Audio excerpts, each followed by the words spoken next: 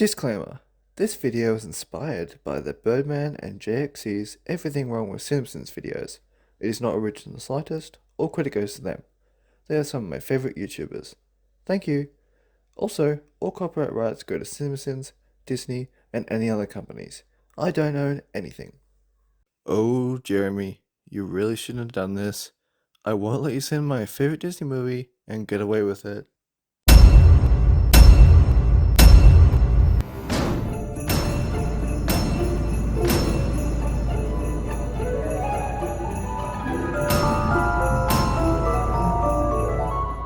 Everything spoilers wrong with. Read credits. Jeremy sending credits again, but this time in book form. Once upon a time. Narrating. Is this movie going to do all the sins? Jeremy is still sending narration. Also, pop-up books. And yeah, you read a pop-up book you loved when you were a little kid, but my experience was that they never worked correctly, and I always had to help the pop-out parts get into position, which kind of ruined the experience. How is your experience of pop-up books a sin of this movie? Oh, you're not going to answer that? Interesting. With whom he would share true love's kiss. F***ing true love is the biggest lie the movie's ever sold you. True love does not happen on sight or from a kiss or because someone paid you $1 million to sleep with your wife. It happens through hard f***ing work, and I'm tired of fairy tales selling the lie that is easy. But this is how films have always presented the trope. If you wanted to watch something realistic in a Disney movie, especially a partially animated one, you came to the wrong place. Also, I feel bad for Mrs. Sins. Does he have to have lips? Yes, Discount Bambi. Without lips, there are at least 3 things he won't be able to do that I was really looking forward to. Wait, I just thought of another one. Calling a talking deer Discount Bambi, even though that was the point. Also, Jeremy thinks something sexual about a kid's movie that the movie was not even hinting at cliche. Waking a sleeping animal for your own enjoyment. Seriously, this is an owl fowl of the highest order, and I wouldn't blame Hedwig or his angry inch if he retaliated with full force. You're trying to apply logic to an animated kids movie, Jeremy. Slap yourself. In real life they may do that, but in Andalusia, all the animals are Giselle's friends. Also, Jeremy makes a pop culture reference. She's singing about true love and says that's the reason we need lips so much, for lips are the only things that touch, and let's just say I'm reasonably sure this girl is a virgin. And what's wrong with that exactly? This opening scene hints at the fact that she's never kissed anyone, so it's also safe to assume that she's never had sex before either.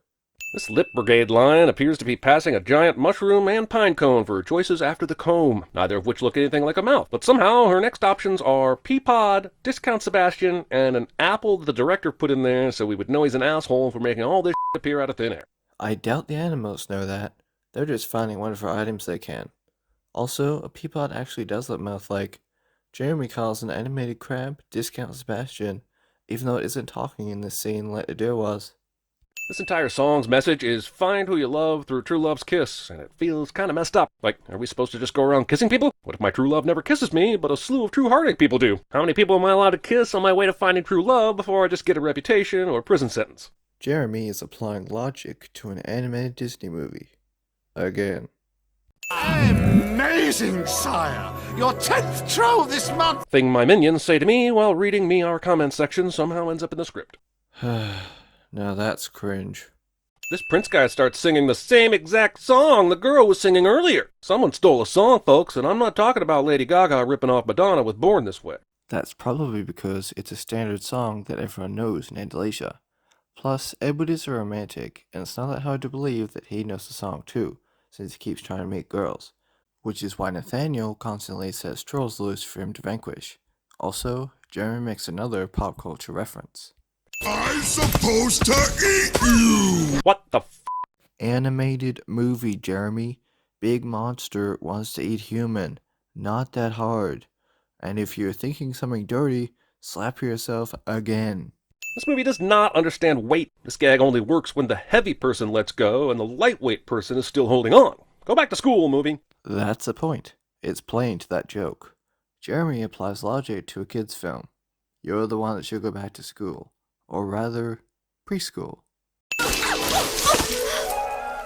Oh my gosh. I guess technically you could say he caught her, but really it's just that she landed on him and he didn't drop her. Also, she says, oh my gosh, instead of ow, my f***ing tailbone. That's what catching is, Jer. someone falling and getting saved before they hit the ground, while someone else already on the ground doesn't drop them. Did you pass first grade? Animated movie. Why do logic? Oh, so this is the little forest rat who thinks she can steal my throne. Little forest rat, I don't buy that. If only they'd look closer. Jeremy sings in a video cliche.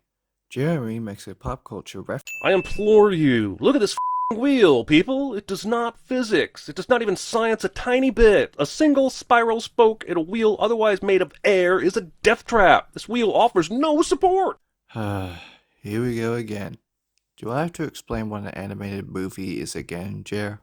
Clown carriages. Cringy joke. Where did you send her? To a place where there are no happily ever afters. So animated characters know about our world? Do they know they're animated? Or in a movie? Is it possible Jasmine knows I exist? I mean, just as one example. She's a witch and sorcerer, Jeremy. Giselle doesn't know about the real world, but it's not that much of a stretch for Larissa to know about it. She made the portal. She obviously knows where it'll end up.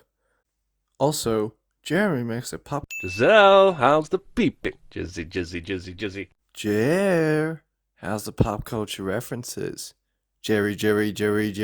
Apparently, whatever magic magically transformed you also magically magicked some magic earrings to complete your magic ensemble. Who knew magical portals were so generous?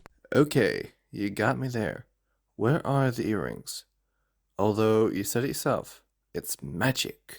Look, I know it's New York City where weird shit happens all the time, but even in New York City, people would be wigging out about a goddamn princess emerging from the sewer in the middle of Times Square. As the Birdman said in his Infinity War video, it's New York, man.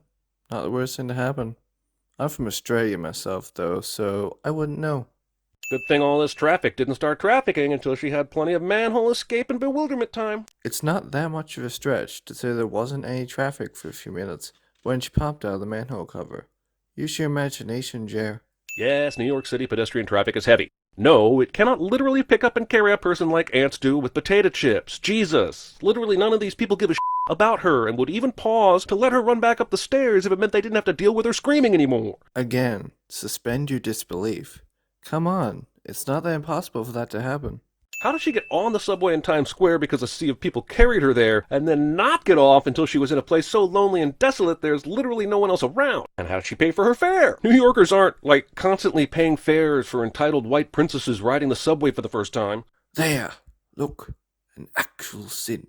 Its natural environment. Shame the channel still doesn't do that.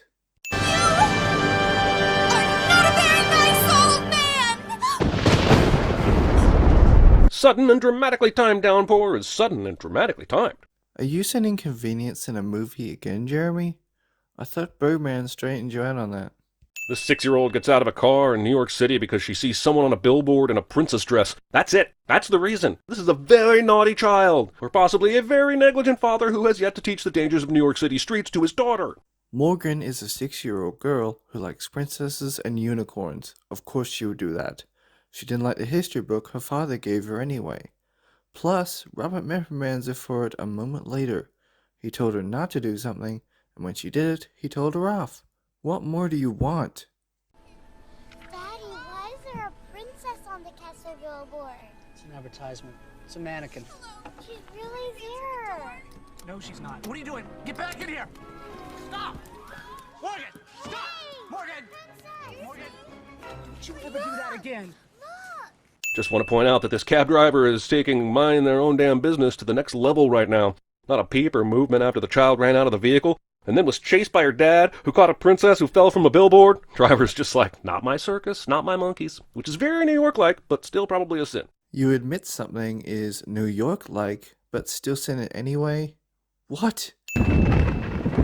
Not sure if you saw that, but one strike of lightning was supposed to convince us that he absolutely had to take her into his home instead of one of many other options that would probably seem more appropriate, and, viewer, I remain unconvinced. It's just storming, Jeremy. The moment they heard the thunder, they probably remembered that. Also, it was raining before. Do you think they want Giselle to catch a cold in this weather?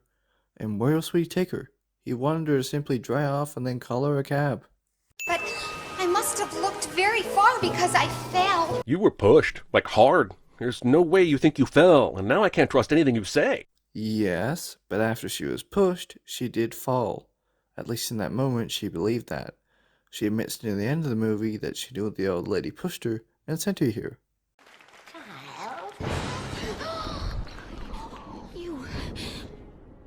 You sent me here.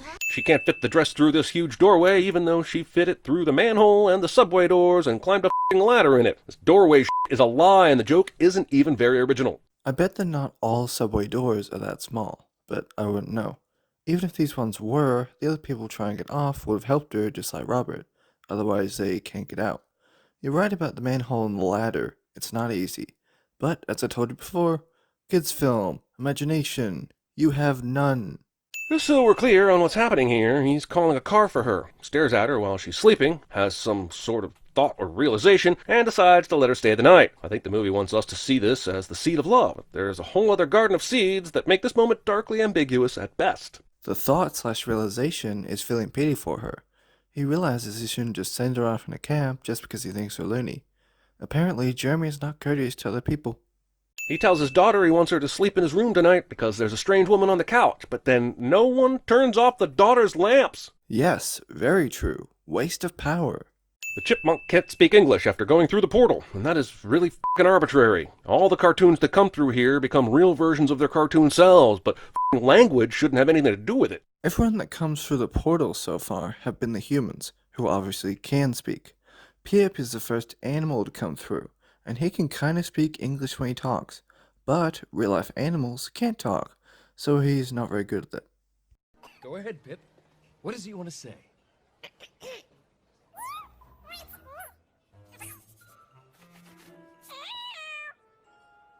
Nathaniel? Nathaniel's glad to have me near. If you jump on my car in traffic, I will get out and beat the out of you with my 5-iron. How is that something the movie did wrong? If it's that no one gets angry at Edward for jumping on the cars, that's wrong. If this guy here and the bus lady both get angry at him. But to be frank, we would also do that here, down under, so I agree. Strains be crazy too, mate. Still not sin though. But if we're in the real world now, why does this work at all? We know that Pip couldn't talk, so if there are some parts of the fantasy princess world that work here, how do we know where the movie draws that line? The same reason why Giselle's singing later on, which you also sinned, caused everyone around her to sing and dance too. No one knows. But to be honest, Amy's got some great pipes, so I'd be doing that too. Why are these the only animals in New York that came? Where are stray dogs, cats, police horses, ants, snakes, sewer gators? Gondor has called for aid. Rohan must answer. I'll give you ants, since like cockroaches, they can also climb surfaces. But stray dogs, cats, snakes, and police horses wouldn't be able to get into the building, let alone the apartment. And sewer gators? Come on, Jer. Also, Jeremy makes a pop No one will be seated during the Joe's apartment portion of the movie. culture reference. She's now singing about emptying the vacuum, but how the hell does she even know what that is? Last night she was knocking on a billboard because she thought it was an actual castle, but today she's familiar with the canister emptying process of the Bissell line. I'm beginning to think consistency might be an issue with this movie. Animated movie, Jeremy. Who cares? I humbly submit that no type of soap or cleaner would be sufficient if it's applied by literal rats' asses. You've got a point there. But it's their tails they're using to clean, not their asses. What is it? Come, you have to come see. What is it? Man, a kid version of the "you better come take a look at this" cliche is somehow even more annoying. Admit something is a cliche, yet sins it for being annoying. Oh, I hope you had nice dreams. That's great. Can you turn off the faucet and stop wasting water? Robert turns it off a second later while talking to her. What even is this sin? Where does the water come from? Oh, for Pete's sake, Giselle, you just sang a song about cleaning out the shower drain. Princess in the streets, plumber in the song sheets, I guess. Just because she knows what a shower drain is, doesn't mean she knows where the water comes from. We're not all plumbers. This 6-year-old girl hears knocks at the front door and opens it immediately, and I submit this dude is the very worst father ever put to film. So? He asked her to do it later in the film too. He was home anyway and was busy with Giselle, so he couldn't answer the door. I feel like Giselle is so overly friendly to Nancy that Nancy should not immediately assume it's a person McDreamy is cheating with. Why not? A girl came out of his bathroom and landed on her boyfriend. If I were Nancy, I would be a bit suspicious too. You made a dress out of my curtains? This is an absolute party foul that Giselle should easily know about. You don't cut other people's curtains in cartoon land just to make a dress, do you? How would she know that exactly? She lives in a fantasy land, and as you just saw, cleaned the apartment with help of animals, which Robin and Morgan had to get rid of later. The easiest way to date your movie is to shoot in Times Square, where huge ads for old Broadway shows like Hairspray and The Wedding Singer will stand out like sore thumbs. And why is that a sin? The film is advertising other movies and setting the date of this movie in the progress.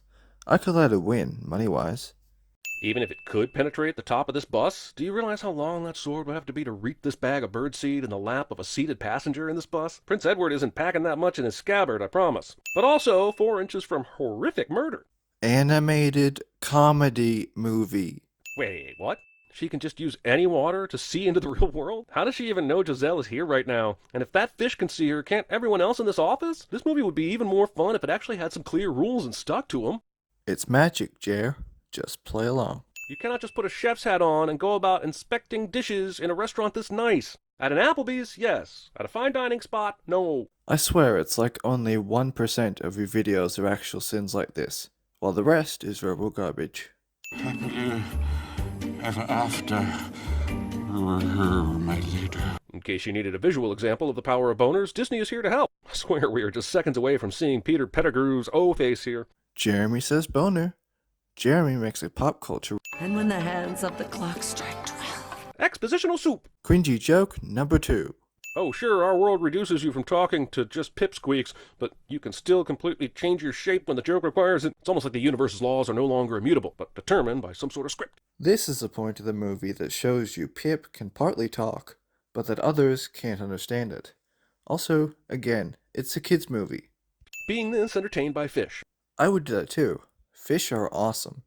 I can't even find this place she comes from. What place? Andalusia. Andalusia. Yeah, whatever. I've called every travel agent. Actually, if you had asked travel agents about Andalusia, they would have told you it's in Spain, because it is. Another actual sin. These keep getting rarer by the minute. Also, what's up with the music? Isn't in the movie. She told me it's just beyond the meadows of joy and the Valley of contentment. Yeah, my college girlfriend's G-spot was in the same place. Impossible to find, I promise you. Lots of people have tried. I feel bad for your college girlfriend in this scenario. Still not a sin in the movie.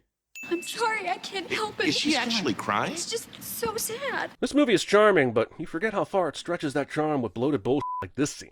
This necessary scene shows that Giselle's true love perspective doesn't always apply to the real world.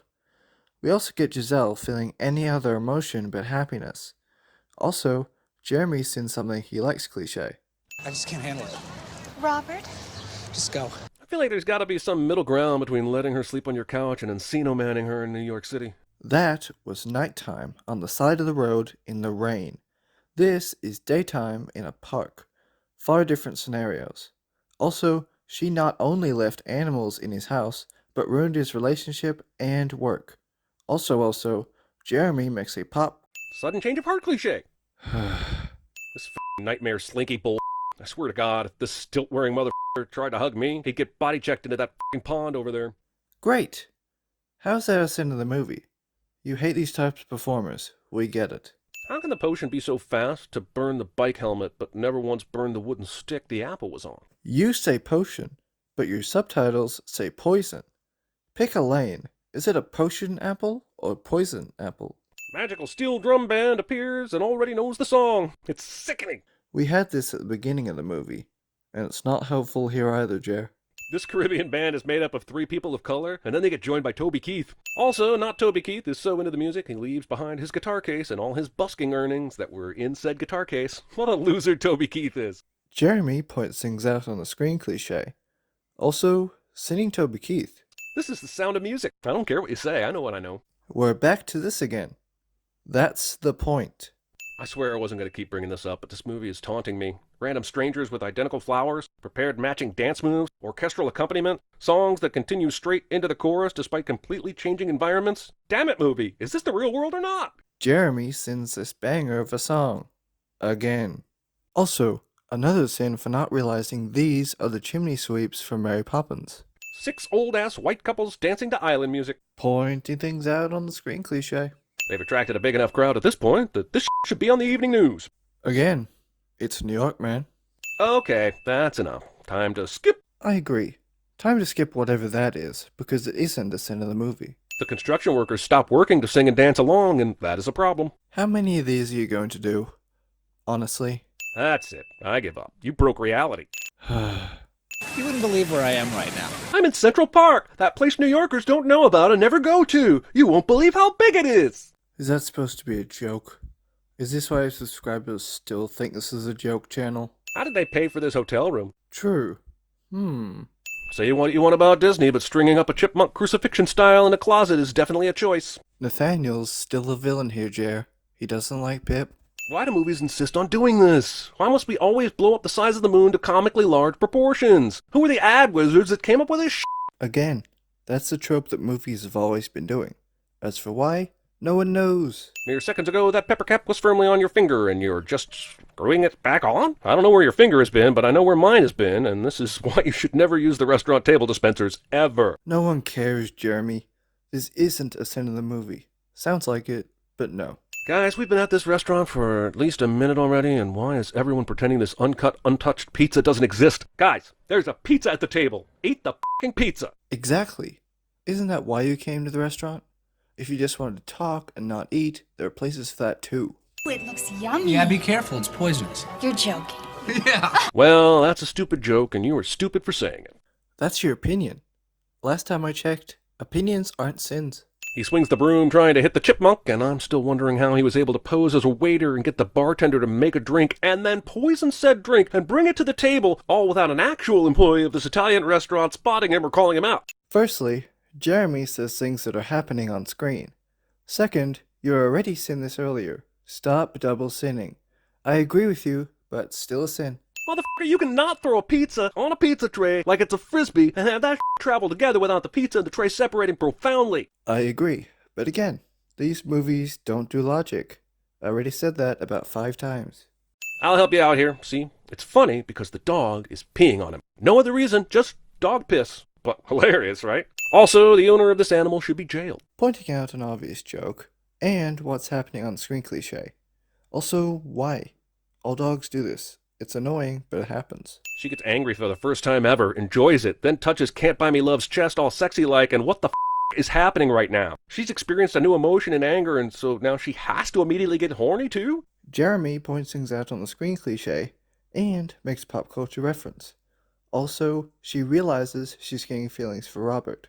This is a Disney movie. Keep it in your pants. I know we're supposed to be interested in Giselle's emotional journey here, but I'm more concerned with what these stuffed animals have done to Green Sock Monkey. This is a murder scene back here, and you're all just going on with your lives? That has nothing to do with the scene you're attempting to sin. He sees she's cut up another non-clothing piece of fabric to make a dress, and he smiles. He smiles! Fucking hell, dude, she is ruining your Parkside apartment one dress at a time. Teach this girl how to laundry. Just like people come to love their partner's odd habits, Robert has come to love Giselle's habit of making clothes from fabric, whether it's ruining his apartment or not. This shows that Robert is also falling for Giselle, aside from the next scene. Also, do they never wash clothes in Cartoon Land? Does she sew a new dress every day there? Because I don't think she does. This is the movie telling you that no, she probably doesn't wash her clothes in Andalasia. It's a cartoon fantasy land. Why would she need to? Also, this isn't a sin. It's a question. I thought Jay Exci taught you the difference already. She doesn't know how to wash clothes, but she can make coffee. Yes, she probably learned how while she was there. What is this sin? Shredded wheat. You look beautiful. Christ. Pointing things out on the screen. Again. Also, you saw this coming, Jeremy. Don't pretend you didn't. I had to add these two sins together. Editing sucks. I'm gonna really miss her. Oh, for f***'s sake, you knew her for one day, little girl, and she brought rats into your house on purpose. No, they knew her for more than just one day. That's clear if you actually watch the movie you're sinning. I get that the movie knows how silly and convenient this water delivery is, and maybe that's the point. But honestly, sinning this kind of stuff is as close as I'll ever get to true love's kiss, so let me have my moment, okay? You really love sinning things like this, don't you? This is a movie being consistent with how Narissa appears earlier. Sigh. Yeah, that was a big sigh, wasn't it? I have something better than a fairy godmother. Where is the dad right now? How did Giselle get inside the apartment? We cut straight from here to shopping, and I still have questions. Wait, did you say questions? For a movie that pretends to subvert the fairy tale tropes, you sure did go all out with your women be shopping montage, huh? But they aren't subverting any fairy tale tropes. They're paying homage to them. Specifically, they're all Disney movies. Movie makes a big f***ing deal out of her arrival and her power, and I'm just over here like, then why did she need to push the girl down a well to begin with if she's this powerful? That's another question. I don't think the message is soaking in, Jay Exci. Mr. N is on the line telling us his sweetie pie is acting a little distant. AM radio. Actually, let's just go with radio. Must resist the urge. 20 sins for pointing things out on the screen again. Also, I've held off on this through too many different outfits and accents, but this outfit, as a cab driver, it's time. That's racist. I agree it's racist, even in 2007. But that's the point of the disguises throughout the movie. Nathaniel is trying to blend in and hide while he tries to stop Giselle, Robert, and Edward. How did all these people learn this very elaborate dance? These two didn't even know they were going to this thing until like a day ago. Did they even have time to practice? And this isn't some musical fever dream the movie's trying to get away with. The two you're referring to are Robert and Nancy, and as stated by Robert himself to Giselle later. I'm a little surprised to see you here. I'm surprised you said you couldn't dance. I said I didn't. I never said I couldn't. So yes, they know how to dance, and there must have been balls before this that they went to. I'd like to ask each gentleman to invite a lady he did not accompany this evening to dance the King and Queen's waltz. You know, this setup is so forced. I would have more respect for the movie if the MC would have just said, ladies and gentlemen, we need a turning point moment for our protagonists, so we've made up a dance where people have to dance with someone who isn't their date to force them together, and action. And you wonder why Birdman sends your jokes. 5 cents for this nonsense. I f***ing need you tonight, forever's gonna stop. Oh my god, get it out of my head. 50 cents. While they fall in love while dancing, I have to point out that this movie had her reject the prince because one day isn't enough time to know who your true love is, but then after knowing Patrick Dempsey for one day, she knew she loved him enough to leave the prince for. My point is, no one in this movie is actually in love, and they are all just fooling themselves. Again, she didn't know Robert for just one day. It shows you in the movie that it was at least a few days, maybe a week. You're the one that's fooling yourself, Jeremy. It's Nancy that does the kissing here, but Giselle still reacts as though Robert and Nancy are both now fully in love, and it's stupid. How is it stupid, though? Whoever initiated it doesn't matter. She still saw them kiss. Also, Robert didn't exactly pull away. Apple TV Plus. Speaking of stupid, I mean, there's a button right there. you're asking a sorcerer/witch to push a button and wait for the elevator? True love's kiss. You're sending a Disney movie with romance in it for having the true love's kiss trope. Again. All this nauseating talk of true love's kiss. It really does bring out the worst in me. Well, this movie sure did go from silly allegory to what the f*** super fast, huh? It's not that surprising, actually. Again, she's a sorcerer. It's magic, fool. The Queen Dragon thing told Giselle to follow her and is now climbing up several stories of a building on the outside, and somehow Giselle f***ing does. Alright, you want me to eat him or something? He's putting things out on the screen again. No. Just give him a crap ton of sins. I don't want to get demonetized. Fine. F***ing no. But the movie is telling you yes. So... That's it. This movie has broken me. I'm done. This movie can eat a dick, a bag of dicks, the world's biggest dick, the dick of a frozen mastodon, God's dick, and literally every dick in existence. You like the song, so you convince yourself the rest of the movie was good, and I will never forgive you. Jeremy is really mad because he can't use logic to explain what's happening. I told you. And of course, these two have to find each other because God forbid someone exists in this world without a significant other. This movie is exactly the kind of princess nonsense it thinks it's skewering. Oh well, maybe someday Disney will find a way to let it go. Right, Adina? Jeremy is still sending a romance movie for having the main characters fall in love. Also, Jeremy makes a pop culture... The movie ends on a series of pop-up book montages that are so insipid I only feel good about myself by showing them to you in super speed. The movie being consistent with the opening book montage. Also, Jeremy puts things out on the screen cliche number 2 million.